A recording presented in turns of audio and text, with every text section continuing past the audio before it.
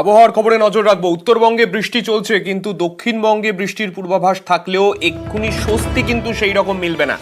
দক্ষিণবঙ্গে আর্দ্রতাজনিত অস্বস্তি বজায় থাকবে, যার জেরে প্রচন্ড ঘাম এবং একটা অস্বস্তিকর গরম কিন্তু অনুভূত হবে দক্ষিণবঙ্গে, এমনটাই জানাচ্ছে হাওয়া অফিস।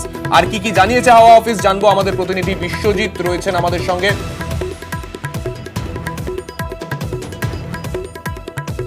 বিশ্বজিতের কাছে যাব, তবে তার আগে শুনে নেবো আলিপুর আবহাওয়া দপ্তর ঠিক কি জানাচ্ছে।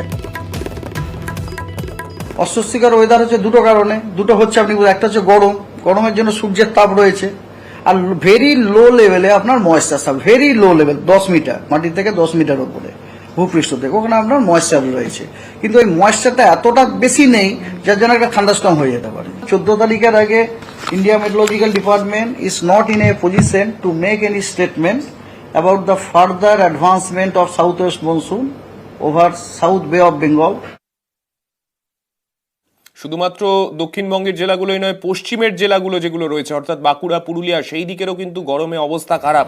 গরমে নাজেহাল বাঁকুড়া। গত 24 ঘন্টায় জেলার তাপমাত্রা প্রায় 40 ডিগ্রির বেশি ছিল, সেখানে সকাল থেকে আজকেও চড়া রোদ, সঙ্গে গুমোট গরম। বৃষ্টির দেখা নেই, পারদ চড়ছে, একই ছবি পুরুলিয়াতেও। সকাল থেকে চড়া রোদ আর সঙ্গে ভ্যাপসা অস্বস্তিকর গরম। পশ্চিমের জেলাগুলো যেরকম শুকনো গরম থাকে, সেই গরমের থেকে একটু অচেনা গরম সেই দিকে, কেননা আর্দ্রতাজনিত অস্বস্তি রয়েছে পুরুলিয়া, বাঁকুড়া সহ এই জেলাগুলোতে। বেলা বাড়তেই গরমের সেই চেনা ছবি। গত 24 ঘন্টায় জেলার সর্বোচ্চ তাপমাত্রা 43.4 ডিগ্রি সেলসিয়াস।